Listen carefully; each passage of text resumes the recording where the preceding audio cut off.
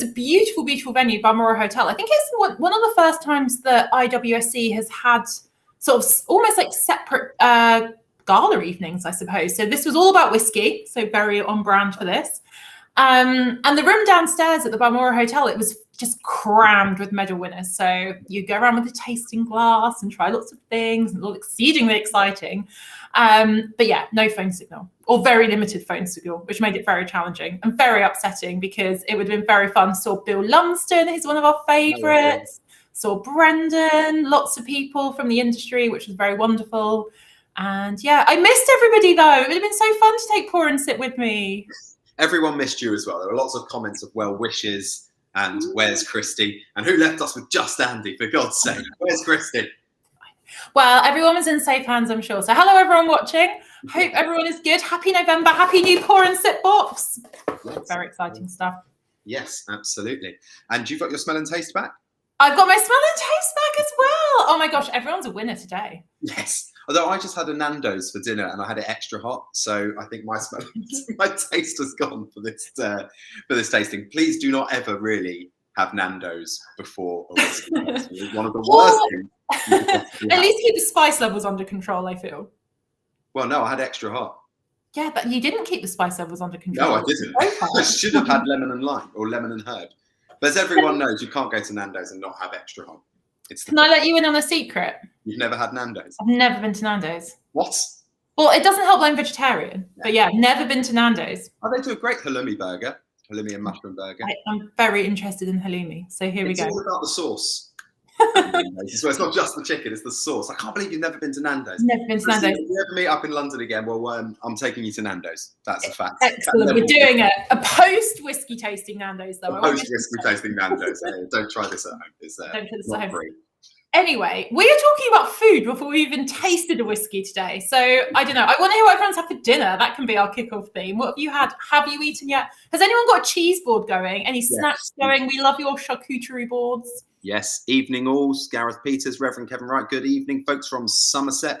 Guy CP, evening whiskey lovers, lots of our regulars back here tonight. Stevie G, evening all. Nigel Gain, evening all, have set up on here on Facebook, and just in case, looking forward to the tastings. The Starward looks very interesting. And Mikolai saying so excited about the Starward because it is a very special dram for us. It is. Is it our very first Pour and Sip exclusive? It is our first, first of many. I hope so. And it's so exciting because I feel like, this is what Pour and Sip's all about. It's about celebrating producers that we know and love and our old favourites. And it's also about discovering new and delicious things. And if something is exclusively for us, then it's going to be new and hopefully very delicious. I think we had Starward in our first box ever. I feel like we did. Remember rightly. I think we had, I can't remember which one it was. Maybe it was the Nova. So it seems fitting that they're our first Pour and Sip exclusive. Exactly. They're a friend of the subscription service. Friends of the subscription service. What's that you've got behind you there, Christy? What, this? Yes, this beauty right here. Right. I'll do this little sales pitch and then we'll crack on with night. I was meant to bring mine. Mine is literally in the other room. I should have been more professional and had it behind me as well. But you've got yours now, so it's all good. I've got mine right here. But I will say it's very challenging to resist for a whole nother month. Like, I feel like this is really cruel. Just like literally dangle it in front of my nose. 24 delicious whiskies. Don't touch. Yes. It's not okay, hon. Not okay. But speaking of delicious whiskey, we have got two guests who have got delicious whiskey up their sleeves for us to talk through, right? So the run of show for this evening, for anyone, well, hopefully you're all interested, you've got your drams in front of you. We're going to kick things off with Cotswolds. We've got Rob, who's going to chat to us about the distillery and the drams and the news, which is very cool. Then we're going to talk through the Starward, our very own whiskey. Me and Andy, we've been left unattended without a guest, but we've got this. And then Andy, over to you and Neil for Old Perth. Yes, there's lots of comments coming in about Nando's now. Oh no, what have we started? His wife is vegetarian and she loves Nando's. Ian Jambo Rain, Macho P is the way to go for you, Christy. And Oliver Butterworth, my wife is vegetarian and she loves Nando's. Steve Coleman Williams, sorry, she loves Nando's. Malcolm Tucker, you're not the only one, Christy, that's never been either. And he eats chicken. Malcolm, you must go to Nando's. Glenn is made, evening whiskey lovers. And Les Brown is currently eating smoked oysters, is his pre. So, wow. Fancy.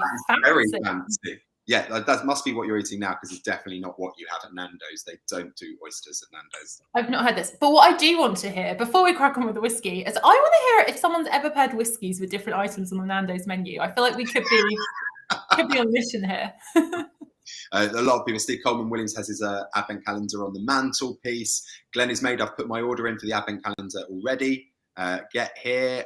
Bob Bryce, my advent calendar arrived yesterday. So yes, lots of patience from everybody for the whole month before the 1st of December, before we can legally open the advent calendar. I mean, I think we should start a support group for impatient whiskey drinkers. Absolutely. Perfect. On that note, because we've got whiskies here to be tasted, shall we bring Rob in from the Cotswolds and get this show on the road? Let me see if we can bring him in. Hi there, Rob. How are you doing? Hello. Hello. Good evening. Hello. Hello. How has your day been? Very good. Very good. Being at the distillery all day, which is always a nice thing to spend your day at. Always fun. And before we say goodbye to Andy for now, obvious question, what's your favourite Nando's dish? Mine? Yeah. The chicken one. Yes, it's definitely all about the chicken, but there are vegetarian options for you, Christy. I haven't been in years, so I just figured I was safe by saying chicken. Yeah, the lamb. I love the lamb at Nando's. Yeah, exactly. Yeah, their raclette is fantastic. Amazing. So, right, anyway, enough about Nando's. Andy, we'll catch you in a bit. Please listen in and tell us your thoughts afterwards on the Cotswolds, and me and Rob are going to have a little geek out about it. See you in a bit. Enjoy, guys. Thanks. Here we go. Right, less about the chicken, more about the whiskey. Yes. So, Rob, tell us a bit about you. You spend your day in a distillery. So what's your role at Cotswolds? What have you been up to all day? Well, I wear a lot of hats at the distillery, but my official title is National Account Manager for Route to Market. So I spend a lot of time dealing with distributors on a national basis for retail, on-trade, things of that nature. But then I'm also a massive whiskey nerd. So I also spend a lot of my time doing tastings and just being a general pest at the distillery, to be honest with you. Do all the distillers and the production crew, you're like nosing around wanting to see what's going on, do they ever tell you to just go away? No, luckily they tolerate me, usually because I take food and treats so that I bribe my way into their favor. So it's not too bad in that respect. I like it a lot. So what's happening at the distillery? What have you seen on your nosing around travels? What can you tell us? What's the behind the scenes goss? Well, we have just released 2 whiskey expressions. Cotswolds Reserve, which is going to sit next to our signature, which is what everyone's tasting this evening. And that will be 80% bourbon with 20% STR at a 50% ABV. And then obviously the bourbon cask is the last of our cask expressions, sitting next to Founder's Choice and peated and sherry. So they're both very, very exciting. There are other things going on at the distillery, but I am sworn under a unofficial NDA to not saying anything. But all I can say is 2022 will be very, very, very exciting. Okay, well, NDAs are so dull, but we're excited to see what's coming. We'll put it that way. You mentioned STRs. Now, these are quite an exciting thing in sort of whiskey, particularly for younger distilleries. What do you mean by STR? Tell us all about it. So STR is a type of cask that was designed by the late great Dr. Jim Swan. It is an American oak barrel that has been used by a winery, usually a winery of a hot climate. South Portugal, Napa, Rioja, or Lebanon, places of that nature where they use hot climate wines in American oak. Once they've been used at the winery, they are then taken to a cooperage where they will shave out 1 or 2 millimeters of the inside of the barrel. So basically taking away the wet wine residue so that there isn't going to, I'm going to go really deep and nerdy on this. No, we love it. I think that's why everyone's here, right? That's why we're all here. Yeah, it's a rare opportunity. So yeah, we're taking out a couple of mil of wet wine residue, always tricky to say, but what that does is it takes away any amino acids that can cause a sulfuric reaction. You know, there are sometimes red wine cask finishes that can be a bit whiffy, a bit sulfury. Sometimes, you know, there's always that lack of consistency, should we say. So by shaving out the interior and then toasting it at quite a high temperature to caramelize the sugars of the American oak and the wine that is residual in the oak cask as well. And then charred so that you char all of that, so that you're sealing in those wonderful caramelized flavors.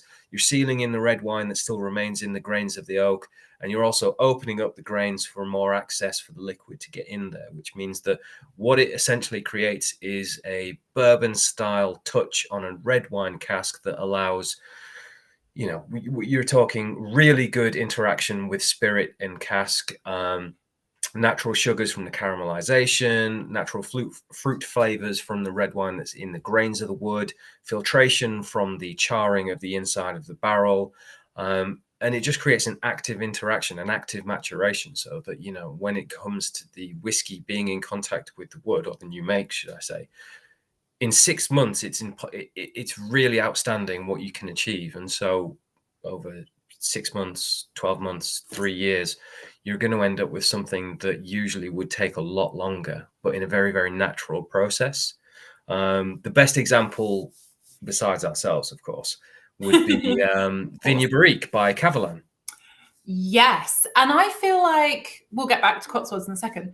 Cavalan are going all out with flavor. Not only are they using these casks, which are kind of like, I guess, amplifiers of the cask world, they are amping up the flavor that goes in there.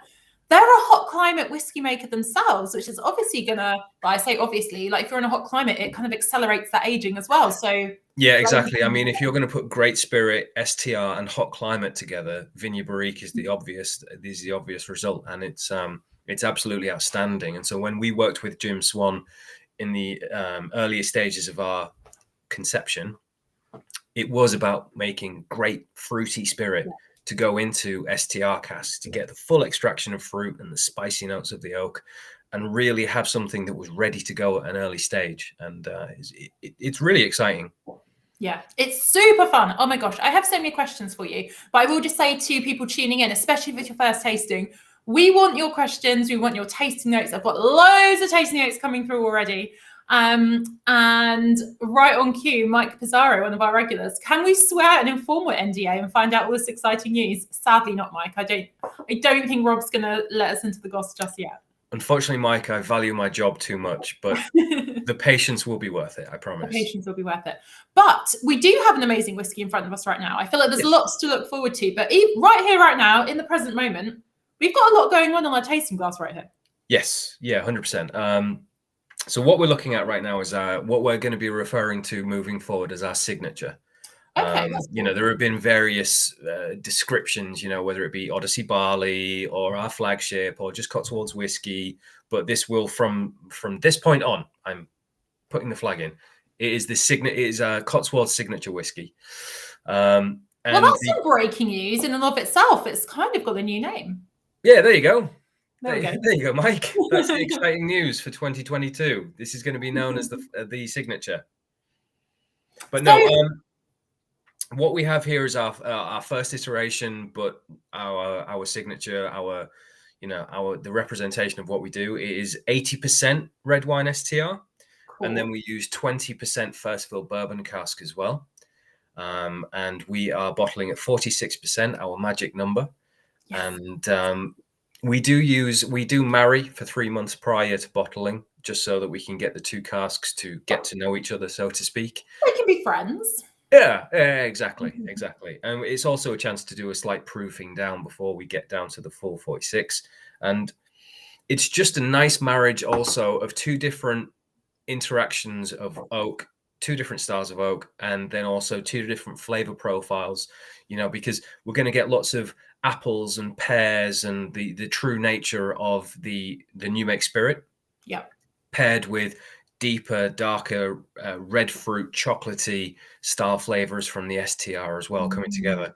I did a tasting with someone recently, and he said, "Well, it's just like dunking chocolate biscuits in syrup and apples, isn't it?" I was like, "Ooh, I like it." Yeah.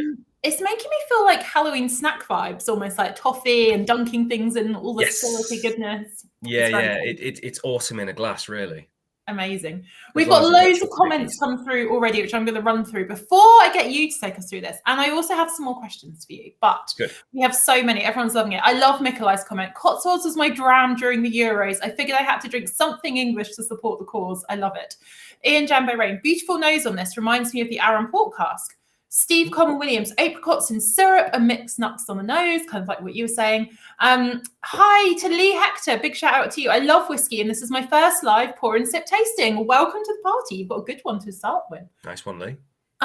Jeff, this is an explosion of fruit and maltiness. And it was apparently on the Whiskey and Things podcast, I think. Or he may have been saying you were great on the Whiskey and Things podcast. Yeah. That part 2 came out yesterday, I think. And we did go through a few of our distillery exclusives and the new bourbon cask and the new reserve. So yeah, thanks for listening, mate. Nice one. Perfect. And if you want more Rob and more Cotswolds, you know where to listen in. Glennis Maid. Oh, a lovely comment here. I have nothing but good things to say about the Cotswolds. It's kind of mind-blowing that it's an English whiskey. It's damn good. Now, I will come back to that point because I feel like there's lots of good whiskey coming from England these days. Nigel Gain, great nose, slightly sweet apricot-like pleasant nose. Malcolm, chocolate hobnob with zesty orange overtones. Love it. Nice one, Malcolm. The bird is the word. Back from my first visit from Campbelltown and Isla. Accumulated many drams and glasses. Looking forward to this. Good work, good work. There's so many comments coming in, I can't keep up. Jonathan, really fruity on the nose. Our Reverend Kevin Wright, I'm getting sweet orange and citrus. David, honey and butterscotch. Colin, this has a bourbon smell to my nose. Very pleasant. Well, quite right. Got your ex-bourbon cask going on. Yeah. Neil Bolton's getting pear drops. Glennis again, lemon and citrus, stewed fruit, oak floral notes. Lee's getting cherry. Mikolai recommends it in a highball. That's an interesting shout. I can see this. I can see this. David, spiced orange marmalade, chocolate digestive biscuits. And we got a question, I think, from Steve. Fresh dark cherries and orange marmalade for me. Also, does anyone know how the word for the freshness you get at high altitude? Oh, I don't even know what this question is. Steve, I feel like you're going for a very specific thing. Does anyone know the word for the freshness you get at high altitude when you wake up at dawn and get a smack of air getting in the tent? I do not. There's usually a hangover if you're waking up at high altitude because you've had so much beer the night before. Yeah, very possibly, very possibly. But I know what you mean, like a crisp mountain air vibe, maybe. Yeah, we refer to it as exuberance. Exuberance. Yeah, I had to Google that before I came on. I like it a lot. But Rob, so talk us through this dram. Like, what are you getting on the nose? And yeah. I'm always very, very keen to talk about this simply because whilst we do have a whole array and portfolio of whiskies, not only is this what we started with, but I still think this is just really solid whiskey. On the nose, I always do get the fact that everyone was saying apricots is taking words out of my mouth, but stone fruit apricots is exactly where I go with it. There's always a little hint of stewed pear and apple, that bright, fresh acidity coming through. And then those chocolatey notes do come through. Again, I'm not just reiterating what everyone said, but the chocky bickies are always there for me. But then oats, lots of like nice toasted oats that represent the maltiness as well. Because, it's still a young whiskey. There's no getting away from that. So the reality that those really nice malty notes are going to come through because they haven't become a secondary or tertiary flavor with lots and lots of old aging. But then on the palate, it's bright, it's fresh, but then it's stewed fruit at the same time. It's glorious. Well, cheers to everybody. I've been resisting, so I'm going to tuck right in. I love the texture as well. I've always been a great fan of the texture. It's got such a nice unctuous mouthfeel. And it carries that flavor around the palate, which means that you also have in wine terms a really long finish on there as well. So it resides in your mouth for ages, which means that you get loads and loads of different flavors occurring over time. It's got a really lovely, and I mean this in a good way, that really like gentle prickle of warmth, like cinnamon or nutmeg sort of thing towards the finish. And it that lifts and cuts through all the sweetness to really keep it super balanced for me. Yeah, I mean, I'm from a wine background, and so whilst you can't draw direct comparisons to the completely different products, I always like bright, fresh, very clear fruit, but I also, in wine, I always appreciate acidity. I guess there isn't that in whiskey, but there is a brightness that carries flavor around the palate as well, and it's almost refreshing. Yeah, for sure. Oh, we've got so many more comments coming in. Tom says it reminds him of a nice lowland single malt Scotch. Bruce says certainly a hint of apple on the nose, very autumnal. Mel says Cotswolds is colossal. That's a compliment, I feel. Andrew suggesting Jaffa cakes. DS007, sweet pears, definitely. Mike Pizarro, loving the Cotswolds to visit as a region. And now I have another reason to go. The nose is very much red wine, but the taste is much more subtle. Chocolate orange. We're getting so many chocolate orange vibes. Again, getting in a festive mood. I'm going to do a Cotswolds and biscuit tasting. Oh my gosh, yes, it's got to happen, right? It's got to happen. There's so many biscuit notes coming through. I mean, what is your favorite biscuit or top 3? Oh, I don't know. My wife made some last weekend that absolutely blew my mind. And it was sort of like sweet almonds with oats and then chocolate drizzled over the top. She's a genius. So I'm very lucky in that way. I would say those. And then I'm just really partial to a good chocolate hobnob. What about yourself? I mean, I'm thinking like kind of like shortbread vibes in general. That's what I'm craving. And I also think with this would be very lovely. Yes. Yeah, I agree. Right. That's it. Whiskey and biscuits. Whiskey and biscuits. It's on. That's happening. So I have a couple more questions for you, and keep your questions coming in as well if you're tuning in, and keep your taste notes coming. There's so many to say. I'm not going to be able to get through them all, but questions always welcome. So before we get onto the topic of English whiskey, which is obviously to be discussed, you mentioned something earlier about proofing down when the different casks are vatted together. So I have limited experience in this, but it fascinates me so much how adding water to whiskey can change it at all stages of production and even when you're enjoying it. So give us a little bit of insight about what you mean by proofing down and how you get to that magic 46% ABV. Yes, of course. So just to sort of briefly go over the journey, so to speak, when the whiskey's coming off the stills, it's usually around about the low 70s. Obviously, the white spirit, the new make spirit, is a solvent, and especially at a high ABV. So when we cask down at 63.5%. That is the standard ABV of the new make spirit going into the cask. That seems to be not only an industry standard, but also it's a good midpoint where the solvent isn't going to cook and compromise the wood. The interaction is going to be of an organic nature, and also there's a saying, you don't want to age water. So people people do cask at 55% and 50%, but like I say, you don't want to age water. It's not cost effective. So what we do is we age for as long as we can at 63.5. Oxidization and time will take the ABV down. And what we do is when we go in for that marriage 3 months before bottling, we will take the ABV down ever so slightly when we bring the two casks together, put them back into a single barrel together. So we proof down maybe like 8-9%. And then when we come out of cask to go into bottling, we will then add more demineralized water to bring it down to 46%, which is then what our bottling strength is. And that's really just a case of 46% to us is the magic number of retaining all of those wonderful oils for mouth texture. Non-chill filtering means that we can still retain the clarity of the liquid within high ABV. And, 46%, everything tastes better at 46%. It's lovely. It's very lovely.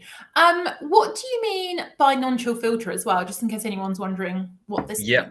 So with non-chill filtering as well, whiskey or new make spirit is quite oily. Distillates can be quite oily when they come off the still.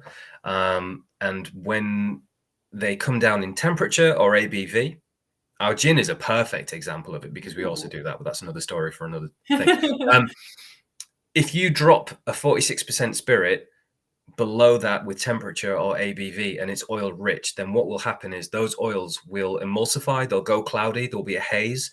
As you call it in whiskey, it will loosh. You'll see the separation of the oil in the liquid. Now, at 46%, it basically balances out and stabilizes the oils in the spirit. I'm very handy when I talk. And I like it. It's like we're at school with the teacher. Yeah. I mean, I lived in Italy for 10 years, so I very like that. Anyway, so what that allows the spirit to do is remain in a clear state, retain the oils, but also it means that you will get that wonderful loosh when you add ice or water or you chill it down. So really, it's just a sign of oils is great, carries flavor around the palate, and also you're not filtering out flavor. If you chill filter down, you bring it down to a low temperature, maybe 3 or 4 degrees, you put it through a micron filter, you strip out all of those oils that can make the liquid cloudy, but you're stripping out flavor. And we're a flavor-led distillery, so we don't really want to be stripping out the things that we've worked so hard to attain. Of course, got to keep all the flavor in and all the texture as well. We love some of these oils. So the flavor saver. Flavor saver, love it, love it, love it, love it. I'm just going to shout out some more comments coming in because there's loads and loads. Shout out to Andrew Morgan. It's his first whiskey tasting as well. Enjoying your company and knowledge. Well, thanks for hanging out with us, Andrew. Welcome. Glennis is talking about the finish. Get lots of sweetness and pepper at the back. Almost hobnob-like. More biscuit themes. Love it, love It's happening. Start with Nando's, now we're on biscuits. It's moving up too quickly. Nigel, how about a bourbon biscuit? Or bourbon. Bourbon. Let's not go there. I'm in the bourbon camp, but that's controversial. Yeah, controversial. I think I'm just too ingrained in the whiskey world to call it anything else. Yes. We've got Jonathan talking about chocolate orange aftertaste. Ian Turner, huge influence from the red wine cask on the finish. Simply beautiful. Steve Coleman Williams, peppered chorizo on the finish for me. Interesting. Although a really nicely aged chorizo, almost earthy. Mike Pizarro, whiskey and biscuits, count me in. Although gluten-free biscuits are limited. I've got a good dark chocolate and ginger one, which would go well with this. Oh, I mean, everyone's making okay, great. Yep. So Steve saying Cotswold's favourite whiskey of the evening so far. I mean, I don't know about you. You may have had a few already. This is my first. Malcolm Tucker's getting dark chocolate the more he drinks. Nigel's asking himself if he can afford a bottle this month. I mean, check out the Pour and Sip store, members discounts, that's all I'm saying. And then Sean, a few drops of water brings out the fruitiness and slightly reduces the warm spices. And this is true, right? We're talking about adding water to sort of bottling strength and getting just what you want. You can totally add water to your whiskey in the glass as well. 100%. You know, one thing that we always say is it's your whiskey. You have it any way you want. And this whiskey reacts really well with adding water. You know, dare I say it, adding ice, adding it, you know, a 50-50 with water and the whiskey. It still comes through. You know, whenever we were doing tastings in the early days with Jim Swan, even Jim McEwen came down, Harry Coburn, you know, they'd stand next to the spirit safe and they'd take little nips of the spirit coming off and then just add loads and loads of water. Yeah, a little nip in. Loads and loads of water because it was still the purity of flavor even through water that they could get. So yeah, we're huge advocates of getting to the true flavor through dilution. Definitely. And for me anyway, not that this is harsh at all, it's beautiful, but if you are struggling to kind of like taste a little bit or get past some of the alcohol, particularly with higher ABV whiskies, you're literally giving your taste buds the best fighting chance by adding a bit of water. You're just making it so that it's easier to almost taste through the alcohol and get to the good flavors. So never feel ashamed or anything for adding water to your whiskey. No, whenever I've done staff trainings and people say I'm not a whiskey drinker, add water. It's not a crime. You'll get there to flavor wise, but like you said, there's no alcohol burn. Yeah, indeed. Now, Giovanna, who is our wonderful Pour and Sip founder, is telling me that we need to get moving because we've got 3 drams. Now, this happens to me all the time. We end up talking. I have one more question for you before we move on and I get Andy back. Talk to us about English whiskey very briefly, because I think people don't necessarily realise that English whiskey is a thing and it's established and there are loads of producers doing their thing these days. Yeah, I mean, English whiskey 10-15 years ago, there was 1 distillery, maybe 2 if you include Hicks and Healy, and now we're looking at nearly 30, over 30. Yeah. It's still an acorn category, but it's gaining so much traction so quickly that it's really, really exciting. And you know, there's a great camaraderie amongst it as well, which means that people getting behind English whiskey, you're backing a good one there. We're doing great things, and it's exciting to see from all angles, from all over the country. It's really great. Awesome stuff. Well, Rob, you have been a fabulous guest. Thank you so much for coming and talking to us about Cotswolds. My pleasure. Please hang out and join us again at the end if you can, because we'll have a bit more whiskey chinwag. I'm sure there's loads more to say. But at this point, I'm going to bring Andy back. Thank you very much. Hello, how's it going? I'm good, thank you. How are you? That was super interesting. Loving it. Super interesting. What do you make of the Cotswolds? What would be your biscuit pairing? Well, that's what I think of the. I do this every time I come back on. I go, that's what I think of the Cotswolds. It's finished. It was lovely. Like the nose was really like kind of wonderful, kind of porridgey notes for me, and like oats and like kind of like you're saying the hobnobs and stuff like that. But then, so when you drink it, there's this wonderful spice that was coming from the cask, kind of black pepper notes, and then slightly grassy as well. Yeah. And that adds like this complexity to it. And I love it when for me, it smells totally different on the nose to what the palate was like. And I'm a huge fan of that. So I really enjoyed it. And it's gone. So. Well, that's even better. Brilliant. Well, thank you again, Rob. We'll definitely catch you again at the end. Cheers Thank for you. talking us through your fabulous dram. You're welcome. Thanks. See you later. Oh, hi. What a start. I like the guy who said it was his favourite whiskey of the evening so far. I was like, I don't know. It's like, I know, it's so good. I absolutely love this. It's like, I mean, again, you may have had more drams before. Who's to say? And also, who is to judge? It's a Thursday night, Thursday, Friday. I had after my Nando's, just to kind of get a palate back sorted. What was TAC your warm-up dram? is adding water better than adding ice, or just a personal preference? Oh, you go first, and I'll weigh in. Well, no, personally, adding water. If you add ice, it's going to dilute it over time. The ice melts, and you're going to get quite a lot of ice melting in your glass, and that's could possibly drown the whiskey. It's personal preference. I love a tumbler of whiskey with ice in it. It makes me feel like Frank Sinatra. You love the clinking of the ice cubes. The clinking of the ice, and I love a big fat ice cube, in your glass with a whiskey. It feels feels very classy about that. If I'm drinking at home and I'm drinking whiskey in a Glencairn, I prefer to add water. We're talking, so you can add it slightly, maybe a drop at a time, half a teaspoon at a time, so you can get it to where you want it, rather than kind of drowning it right at the start. That's my personal opinion. Yeah. So my take before we move on to the Starward. So ultimately, it's your whiskey. Drink it how you like. If you like it with ice, rock on. If you like it with water, great. If you like it neat, also great. But for me, and I agree with Neil Bolton, who's put a comment here, he finds that lower temperature dampens the flavours. But adds, it's all about personal preference. So I fully agree. For me, it's like if something's cold, I find it harder to get more out of it. So I'm all for room temperature whiskey, but with a bit of water from time to time. Totally agree. Definitely adding room temperature water rather than cold water. We're getting loads of questions here about on serious. We have got so many questions. I'm going to say we're going to hold on to some of these for the end. Yes. Looking at you, Mike and Pat. Great questions. But we will have Rob back, and we'll also have Neil, our next guest, after we've got the Starward. So we can put these questions to them, because I think they're really, really great questions. Yeah, absolutely. 100%. So we'll take a note of those questions, Mike and Pat. We'll take a note. But on with the show, to the Starward. I feel like we need to do a little drum roll. Andy, you are the drummer. Do your drum roll, please. Probably the person to do that. That may have been really hard for everybody. I like it. Let's say hello to our exclusive whiskey. So exciting. Cool. Look at the colour of that. Look at it. So very sadly, we don't have a guest to geek out with us. So we're going to basically geek out with you guys about this, because it's too exciting, basically. So yeah, if you're wrapping into it now, I'm wrapping it. We want your nosing and tasting notes, of course, but I'll tell you a little bit about it. So I've got a few notes fresh from the distillery on this one. So I think basically what happens with some of this stuff is that you basically get in touch with the distillery, you see what casks they've got, you see what you want to do, is there any that we want? And this one is a barrel that is a fresh red wine barrique. Hard to say. Fresh red wine barrique. So kind of similar to fresh red wine barrique. I encourage you all to try and say that out loud. It's quite hard. So this whiskey was filled into one of those in July 2017. And then it was finished for 12 months in a charred US oak hogshead from a very specific cooperage, AP Johns. The barrel was sourced from Barossa Valley, so all very Australian. In case you didn't know, Starward's an Australian whiskey, should really have stressed this. And it's charred red wine. So actually, all the stuff we were talking about before, about, red wine casks, kind of like charring them, all of this, very true for this one too. It's bottled in June, so literally kind of like fresh off the boat, I guess, which is very exciting.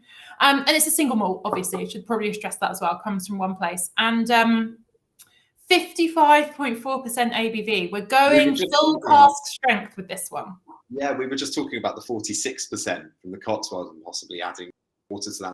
But we've gone completely the other direction. Now we're at 55% whiskey and then a 56.8% whiskey.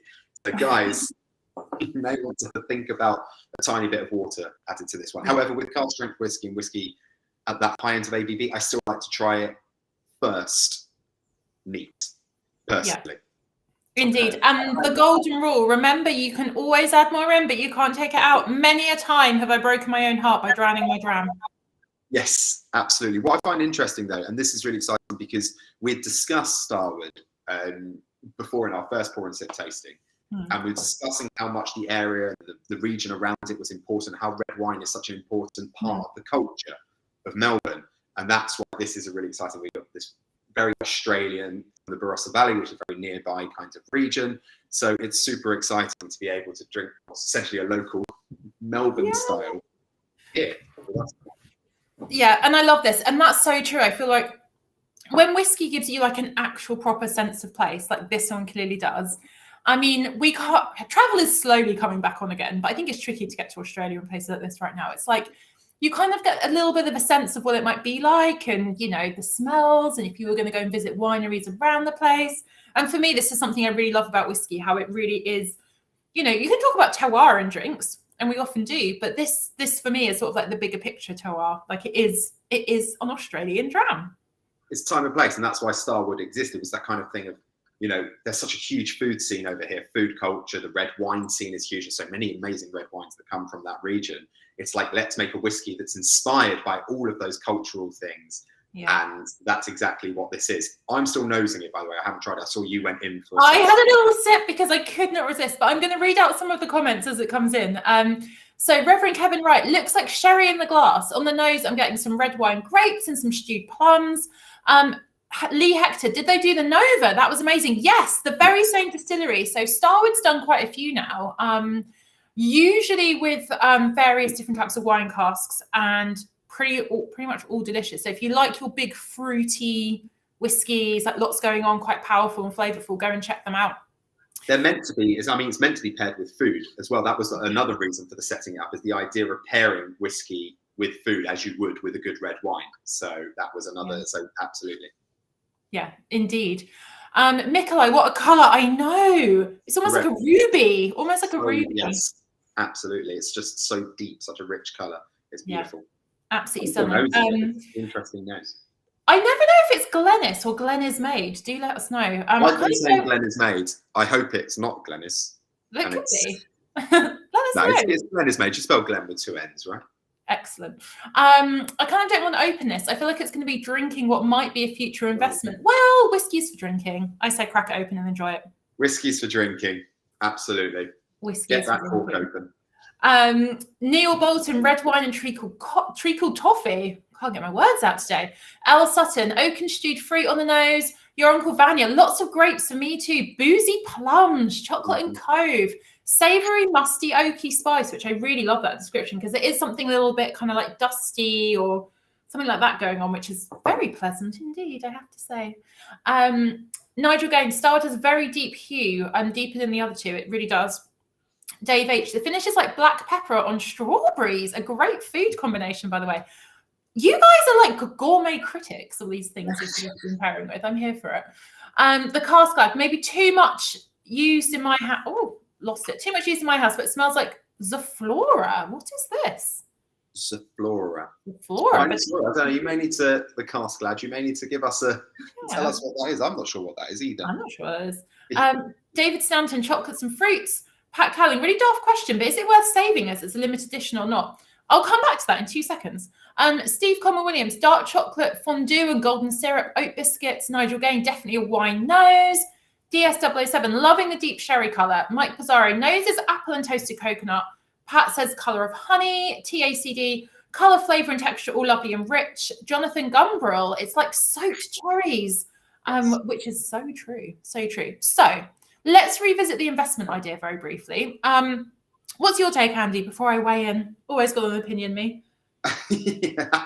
And mine is always open it, unless it's something extremely it's very, very limited from a distillery such as Macallan, Springbank, Glenfarclas to a point if you're doing the family casks. But particularly those kinds of distilleries, you know, if it is a very limited release, you can make money out of that. I've got the local barley Springbank. I bought it for like 70 quid, and on auction now it goes for like 300. So personally, I prefer to save the £230 and just enjoy drinking that local barley because it's a wonderful, wonderful bottle. But some people choose not to, and they'll buy lots of bottles with the sole reason of selling them on.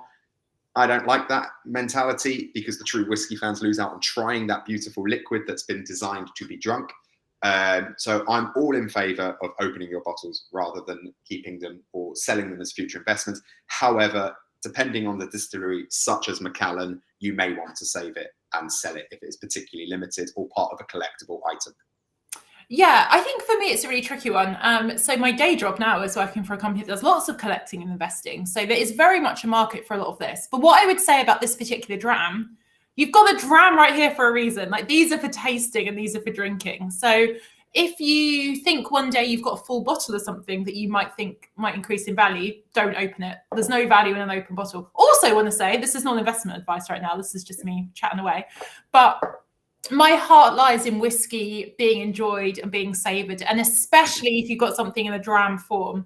And lots of companies now, you'll be able to buy even like higher end stuff in a dram form. I think do it. Just, I mean, life is about tasting, right? And enjoying. So it's each to their own. Some people make a living out of really kind of selling on bottles that are collectibles. It's up to those people. However, if you can afford it, I personally can't. But if you want to, a very good thing to do is to always buy 2 bottles of something, and one for drinking and one for investment. That's also something you can do, but that depends on your wallet as well. Yes, we are not qualified investment specialists either. So no, we're not qualified investment specialists. Investments might go up as well as down, whatever they say. There are lots of people who are on Instagram, and you can get in touch with them, and they'll help you out with whiskey investments, because there is money to be made out of that. But anyway, onto the dram. The nose for me is absolutely wonderful. I was really putting my nose into it to think of this thing that it was reminding me of. And it was reminding me of hot tamales from America, which were the kind of very deep cinnamon kinds of sweets, like bright red, and they're lovely. And that's what it reminds me of, as well as beautiful blackberries and kind of coconutty dessert. Kind of that kind of coconut on top of a dessert, of like a kind of souffle kind of vibe, and then on the palate it's just so rich. It's all stewed fruits for me. Stewed plums, boozy plums. I can't remember who said that, but that's absolutely a great show. Indeed, and I feel like, I don't know, I feel like there's so much going on in this glass right now. Also, when you said about blackberries, it made me like slightly nostalgic for blackberry seasons. I think I missed it this year. But those orchard fruits and those sweet spices and that real richness, and it's got this lovely oily, unctuous texture too, which I'm very much here for. Absolutely. There's loads of people chiming in now with comments. James Fallon Cadbury's Bourneville in a glass. I think it's Bourneville. I know the one you're talking about. It's wonderful. Pat Howling. Phew, glad I've opened all mine.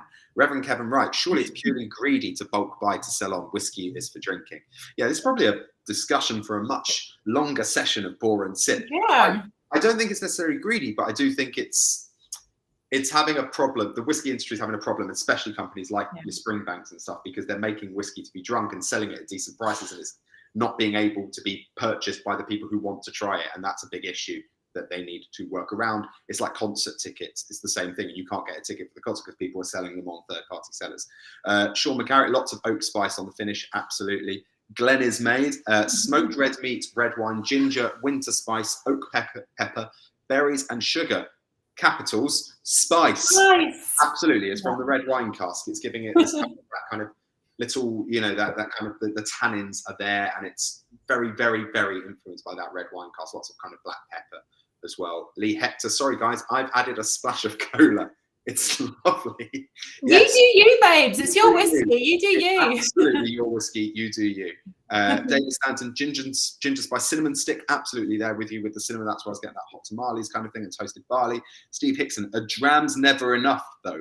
Lol. Yes, it is never enough. Which is why I advise you, if you do really like any of the dram, to head to the Pour and Sip store, where you can buy a full bottle of one of these, and you can enjoy this with many different drams over many months. Almost to your heart's content. Or to your heart's content. Mike Pizarro, I agree about drinking almost all whiskies. That said, I have a cask I bought for my daughter's 18th. 100%. When whiskey very cool. like that, or if you're buying any of those Glenfarclas family casks, which I want to do for my son, I do agree. You want to save those for that special monumental occasion, or they're part of collectibles and they're very rare, so you might be able to sell them on. Reply from our fellow Pour and Sips, Lee. Yeah. Jason Calvert, port and plum crumble, yum. I think Pour and Sip need to diversify into some of these food ideas. Talk about it for so long, Christy. I think. I know we're gonna have to. We're just gonna have to go into the food industry. It's the only way. Glenn has made that classic Bordeaux spicy, peppery, stewed fruit note. So much kit. Malcolm Tucker. Palate, the red fruit thing continues as I get raspberry jam with alcohol creme de cassis, finishing with a black pepper spice.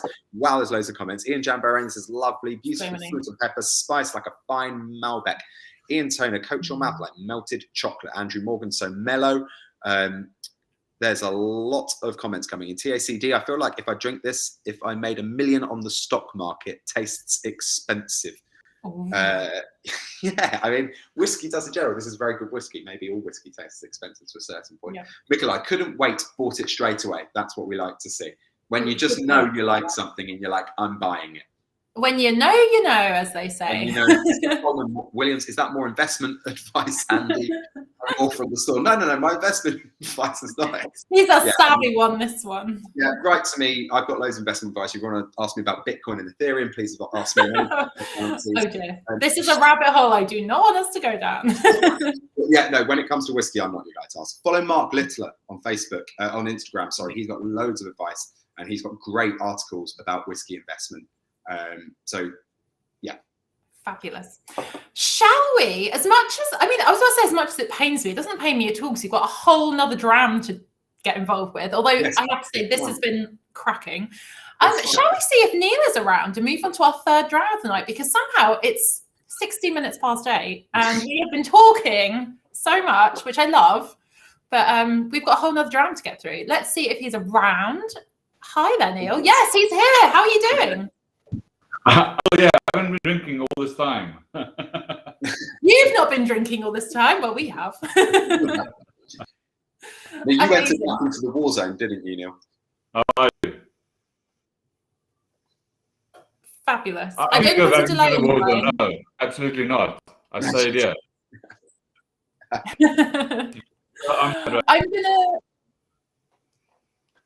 I think there's a little bit of a delay. I'm going to leave you guys to it and hope maybe it's me clogging up the airways. But I will be tasting Old Perth along with you, and I will see you guys again in a bit. Have fun. Bye, Christy. Bye.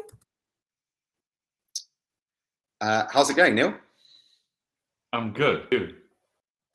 Yes, not too bad, thank you. So, talk to us a little bit about yourself. How you got into your role and what it is at Morrison Scotch Distillers. Well, I'm originally from South Africa, so I know Nando's very well. Yeah, I was about to say, you invented it, you made it. Thank you. And I'm not vegetarian, but yes, no, I got you're from South Africa. You can't be. So I got into whiskey, gosh, in 1999. I started working behind a whiskey bar in South Africa, and after 5 years of really getting into it, I was approached by one of the distributors in Southern, was the distributor for Edrington, so Macallan, Highland Park, Famous Grouse. So I joined them for a while, and then I joined Hennessy. Yeah, so I mean, I think it's difficult to say, but just over 20 years I've been in the whiskey industry and in various roles, from brand ambassador, marketing, and now in sales and production. So awesome. Yes, it's a long time. So talk to us a bit about, so we're going to talk about Old Perth, but talk to us a bit about, so it's Morrison Scotch Distillers. As we can see behind you, we've got bottles of Mac Tallow, we've got the Old Perth. So there's 3 brands under the umbrella of Morrison Scotch Distillers. 3 whiskey brands, and tomorrow we launch or relaunching our 4th brand, a whiskey liqueur. But our 3 brands under Morrison Scotch Whisky Distillers.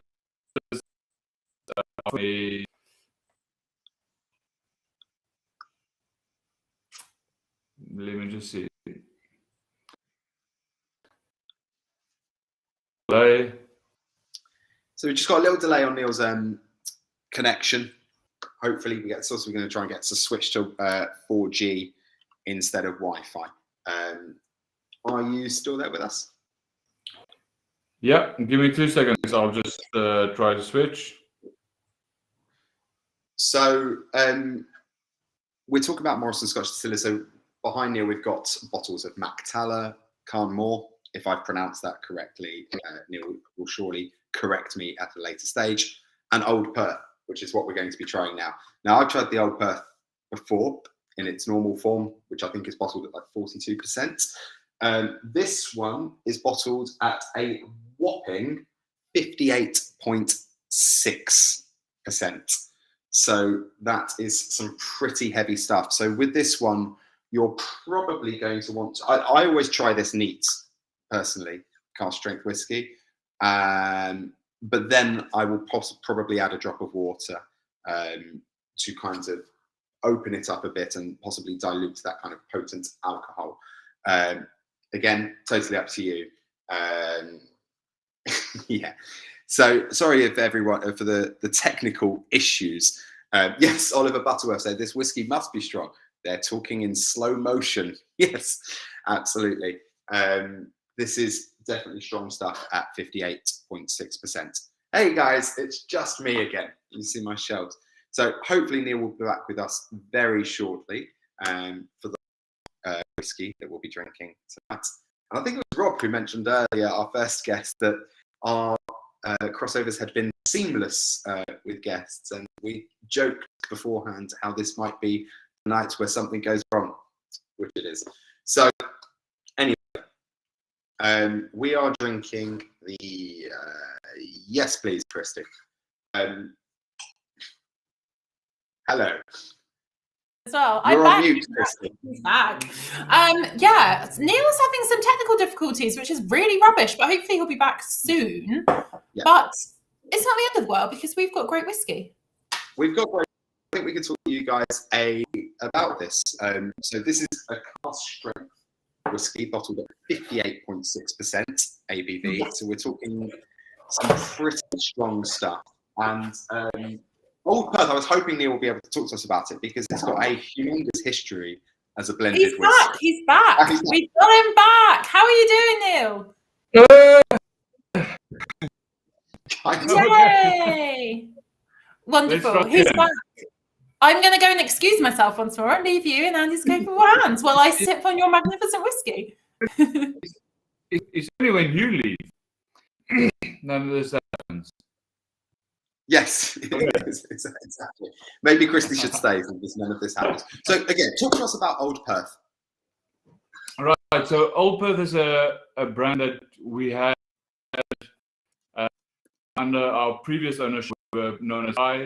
But in September of last year, we did a big corporate rebrand to become Morrison Scotch Reserve, owned 100% by the Morrison family, who's best in for ownership of Morrison Distillers, which they owned from 1963 until 1994 when it was sold. And part of this, we had a look at and decided that some of our brands needed an update. One of the first brands that we took on was Old Perth.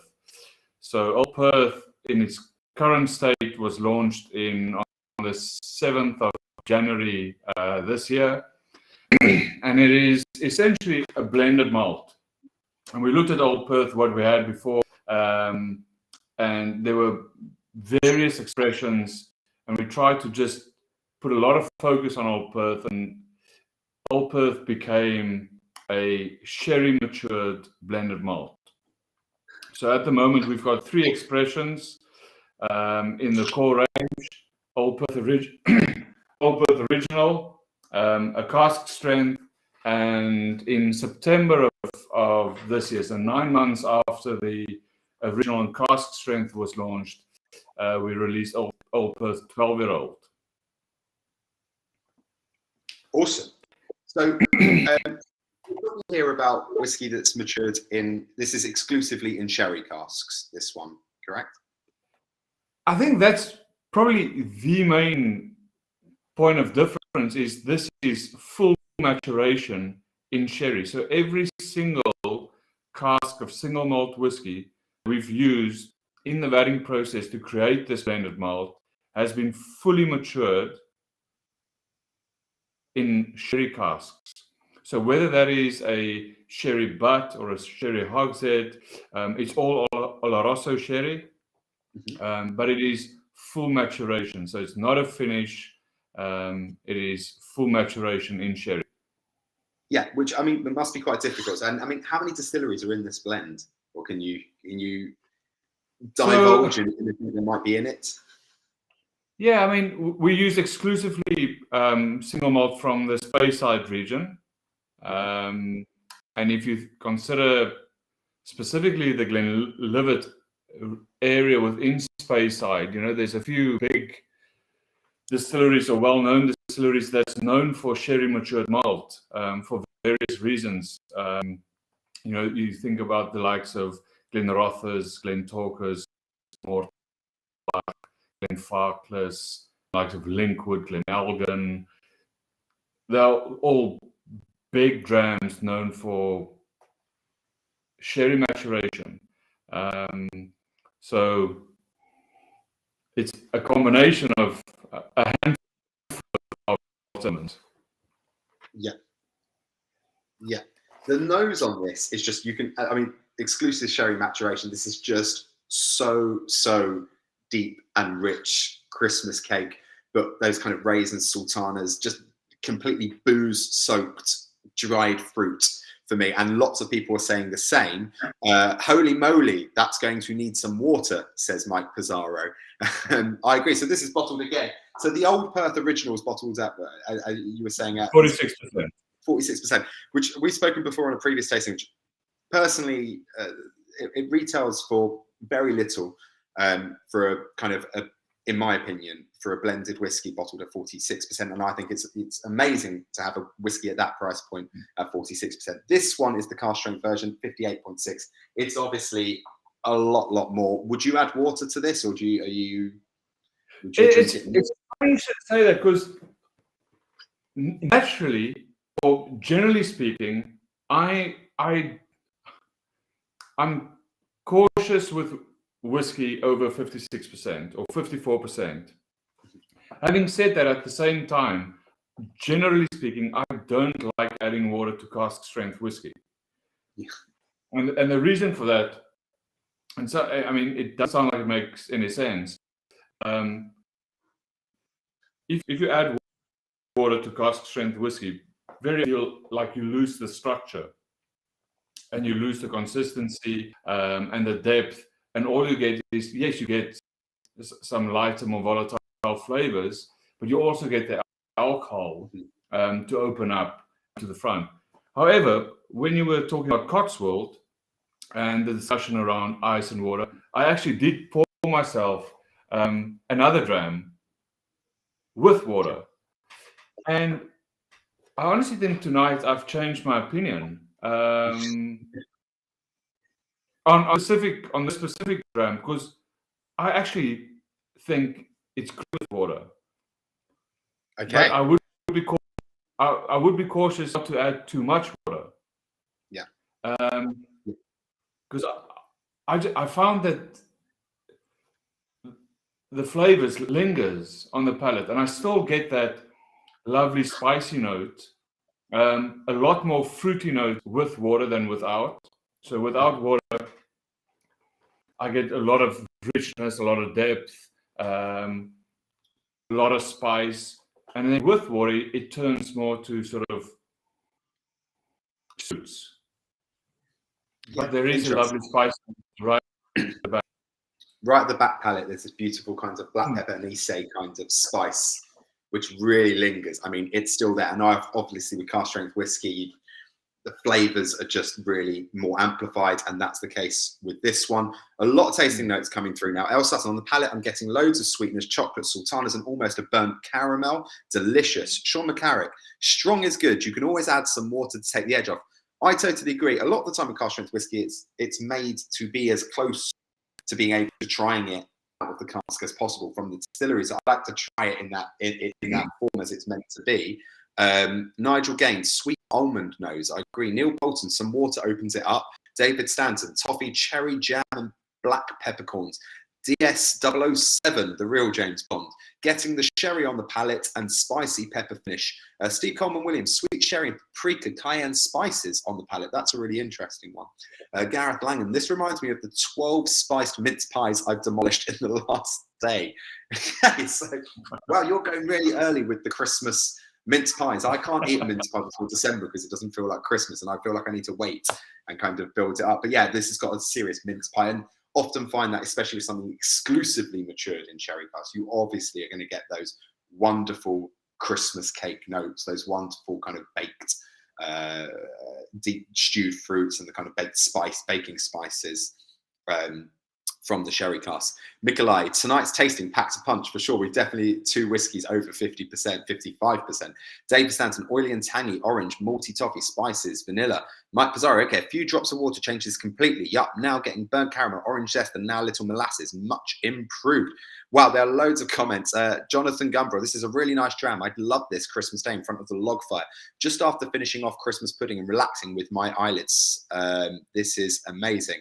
Amazing stuff. So just before you go, I mean, this is incredible stuff. And we spoke about this before with Old Perth. In your opinion, what makes a good blended whiskey? Well, I mean, obviously the whiskeys that you put in, but for me, the key thing here is, and again, I go back to this full maturation, because what we want in the whiskey, in this, well, for me, what you get versus a finish is you get really good. Whereas if something in a sherry cask for 18 months, you know, you've got a lot of interaction with the first few milliliters of the wood that carries the sherry or the fortified wine, because let's remember that we use in the whiskey industry at the moment has been seasoned whiskey industry. It hasn't held sherry for a very, very, very long time. But so you get that lovely sweetness if you do a finish. But if it's full maturation, what you get is you get real interaction with the wood. So you get the sweetness of sherry, but then you also get all the structure, the flavor that you get from the actual oak, which to me is really important. And believe it or not, this blended malt is probably older than it should be. So it has time in wood. And we use a combination of first fill and refill casks, again, to create that balance from all the richness, all that nuttiness, and from refill, we probably get soft, fruity notes. So it's all about a combination of and refill to balance the. So to answer your question, for me, it's about balance and mixity. You want something that is complex enough to keep, but you also want something that's balanced. And it's a tough category. You'll know it's a misunderstood category in the industry. I think single malt is very easy to understand. Whiskey is very easy to understand. Whiskey is quite easy to understand. But blended malt, I think, has got a pretty bad reputation. That's not necessarily justified, in my opinion. I think with stuff like this, that's breaking the mold, and to be honest, and breaking that kind of single malt snobbishness about blended whiskey and blended malts. And this is the kind of thing that will really change people's minds. And this wouldn't be the first time this has happened with Pour and Sip, because there's been lots of people in the comments who said, you know, I don't trust blended whiskey. And it's the same with I don't like bourbon, I don't like Japanese whiskey. And then they go, I try it, and they'll try something really good, and they'll go, actually, that is really good. And that's what, you know, with more good blends, we've had Compass Box on here, incredible blended whiskies.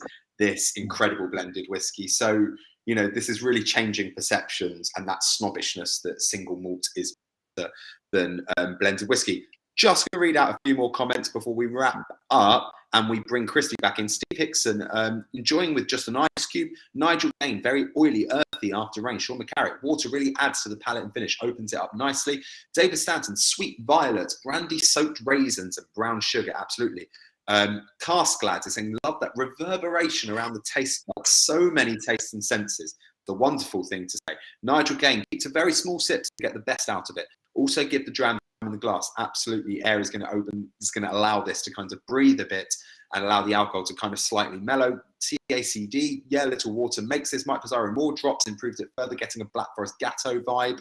Now, Bruce Edwards, mince pies are like whiskey. There is never a wrong time for them, and you can never have too much. That is very true. Right, so, well, just your Uncle Vanya agrees. Several brands ruin it for the amazing blends out there. That's the case with this. And Malcolm Tucker, the Old Perth is the best match with my ginger nut biscuit this evening. So there you have it. Well, thank you very much, Neil, for joining us. I'm going to bring Christy back in. Hi. Let's see if Rob is around too. I think he is. We'll just zip him in. Hello there. Hello.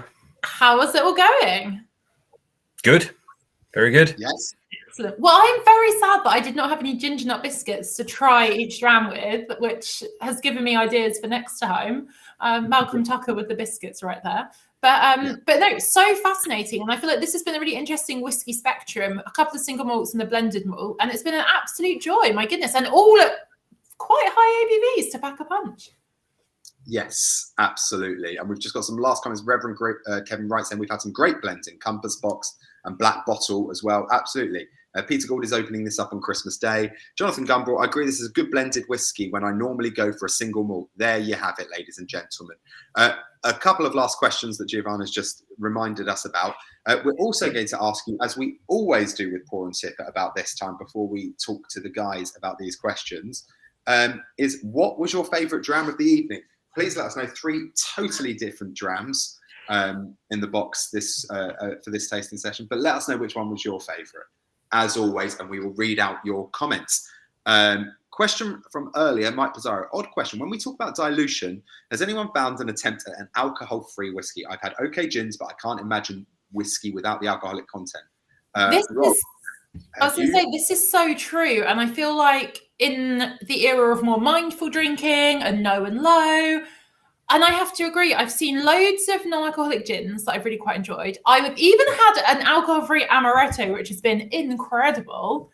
But I've yet to really find a non-alcoholic whiskey. I don't know about you guys. The only time that I've ever heard of something close was, do you remember a few years ago there was Hercules in Soho, the bar? Yes, and now you've given me an earworm of the Disney Hercules theme. You're welcome. Didn't intend to. They were playing around with it. I don't know how far that went, but they were pretty close flavor-wise to. But that's as close as I've ever heard, and there was no continuation of that. Oh, how about you, Neil? Well, I've got a problem with the concept of calling it whiskey if it's below a certain percentage. So I think just call it something else.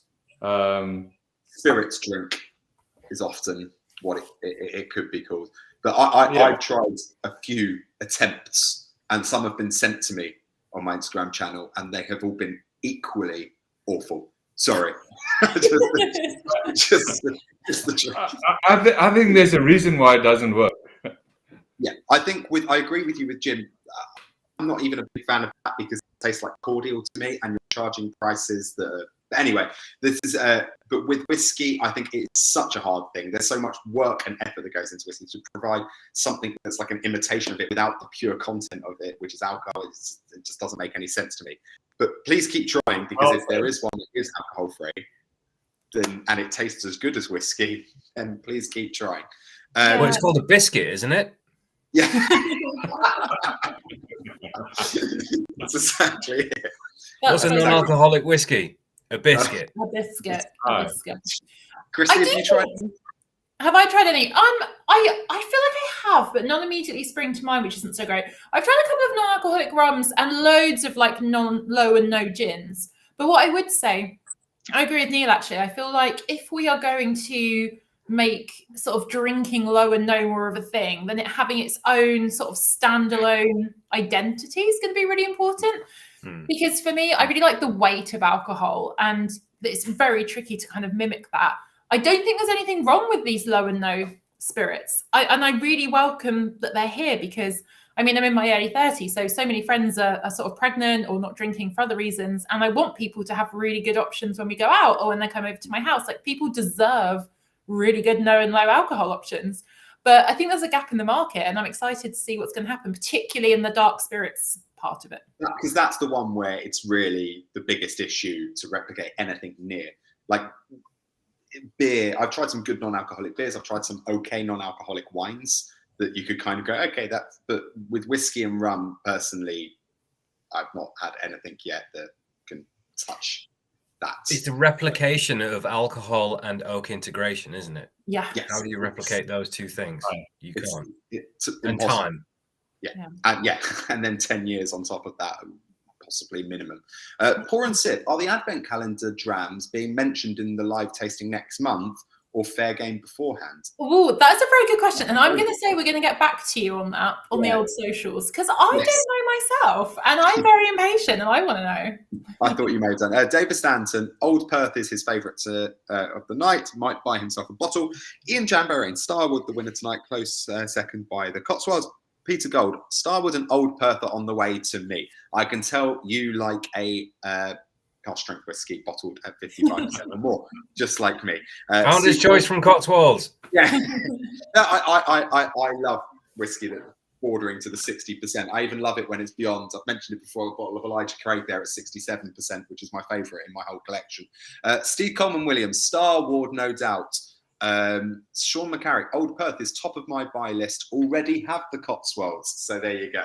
Well done. Stevie G, is that the real Stevie G? If it is, very cool. Nice to see you at Pour and Sip drinking with us on your duties away from Rangers. It's the Cotswold for him. Sean McCarrick, Old Perth is top of his buy list. I've already read that one. Nigel getting the Cotswolds by a nose. Blind Badger Cotswold, Blind Badger Cocktails, Cotswolds for us. Glen is made. Starward is insane. All three have been great, but oh my God, that red wine. Totally agree with you there. It was incredible. Neil Bolton, Starward nudges it for him, but all been good. Dave H, Starward. TACD, Starward. Peter Gold, I already have the Cotswolds in my cabinet. See, everyone's already got the Cotswolds. You didn't even need to turn up tonight. There's no point. We've all got them. Jonathan Gumbrough, love them all tonight. Couldn't pick a winner. That's a first. Ian Turner, Cotswolds for him. Nikolai, already have Cotswolds on the shelf. Everyone's already got the Cotswolds. So there you go. I'm going to interject briefly with Pat's question, which we overlooked, about still and sparkling water with whiskey and where we're at with that. Yeah. I mean, I personally think they're both absolutely outstanding. Whiskey soda is great, but I always have sparkling water. And, you know, on a hot day, whiskey and sparkling water, it wins for me. A little bit of lemon zest over the top, winner. You're making me nostalgic for summer. I'm very sad right now. What about Remember you? it? I don't. No, I'm with you on that, and you know, I remember, especially if it's hot, if it's, you know, remember back in South Africa after a long day at the office, you get home at 2:00 in the afternoon, and all you want is a dram, lots of ice, sparkling water, refreshing as can be. Yeah, super. Yeah, definitely a time and place, and that is the answer. Bruce Edwards, hard to choose the favourites. So similar yet so different. Think I have to take the Cotswolds. The others are a wafer biscuit behind. So often depends on the day, the company I'm with, and the mood. David Stanton, new biscuits, whiskey flavoured chocolate digestives. Don't those already exist? Does something like that already exist? A whiskey biscuit? Well, if not, why not? Get baking and send it to us. I'm taking it to the Dragons. Reverend Kevin Rush, surely it's not whiskey without alcohol. Call it something else. That's what Neil was saying, and it's totally true. Often, and don't try and charge the same. That's what I'm saying. It's the charge and the VAT for the something that doesn't have the core thing in it. Les Brown, probably favourite, probably Old Perth. I enjoyed it neat. but loved all three. So you're Les Brown, you're a psychopath like me, drinking your 58% whiskey neat, and I love it like that as well. Your Uncle Vanya buying Cotswold for my newbie whiskey pals, get me some peaches. Starward for myself as a big fan of their stuff. Your Uncle Vanya buying Old Perth because I'm not a big sherry cask or Speyside fan, but this blend somehow works for me. Thank you, Pour and Sip, for the discounts, and thank you for our points. Yes, exactly. Points. Christy, do you want to take on? Exactly. Chris, do you want to take on those last few for me? I feel like I've been talking. Yeah, the last few. So, Steve Hickson, the last one changed my mind on blended whiskey. Andrew Morgan, Starward for me. Neil Bolton, Old Perth really grew on me. Pat Callan, Cotswold, then Starward. Guy CP. I made the same mistake. It's written Star Wars. It's impossible because your phone automatically autocorrects it to Star Wars when you write Starward. So there you go. That's true. Andy and I were messaging today. He was like, yeah, I'll do the Star Wars. I was like, what do you mean? What are you talking about? It's not movie night. Guy CP, haha, Cotswolds is a purchase for me at least. And then Stevie G, no Rangers connections, I'm afraid. Sorry to burst that bubble, Andy. It's not the real Stevie G. What a shame. What a shame. Oh, another one. Sean McCarrick, I'd buy some Star Wars Obi-Wan Kenobi. I have never seen Star Wars. There we go. I've never been to Nando's. You've never been to Nando's and you've never seen Star Wars. What's going on? It's a night of revelations, okay? Yeah. Right. Well, there you go. On that bombshell, this has been an absolute joy. I feel like before the comments start coming in, I'm going to run for the hills, but not before we say a few thank yous. Thank you to you all for tuning in because it's been such fun, so much fun. 3 absolute bangers when it comes to the whiskey. I've loved it. And thank you to Rob and thank you to Neil for coming to join us to chat about the beauties that you guys and your companies have crafted. Absolute pleasure. Thank you for having me. It's been loads of fun. And Andy, I'm so glad to be back. Thank you for putting up with me and my waffle. Yeah. And I'm glad to have you back, as I'm sure everyone else is. So thank you very much to everybody. And someone, Steve Coleman Williams, is on my thing. It says, has Christy not lived? No Nando's, no Star Wars. I said, try to run away before the comments started. We will be back on the 18th, I believe. I'm trying to get my calendar up quickly. I think that's the date. 16th. I think. Just double check. I'm not sure. The third Thursday. My calendar has run away with me. And you know what? If you're not sure, you can look in your tasting notes, and it is the 18th, Andy, right there on the tasting notes. Oh God, is it? It is. Andy's confused. I've confused everyone else with my. Oh, sorry. I thought it was the second week of November. I thought it was all about December. Okay, it's the 18th of November. 18th of November, and we will revert to you all with news of your advent calendars very shortly, and when you're allowed to open them. So yes, thank you again, folks. This has been so much fun. 18th of November. See you on the 18th of November. Cheers, Rob. Cheers, Neil. Thanks to you all. See you soon.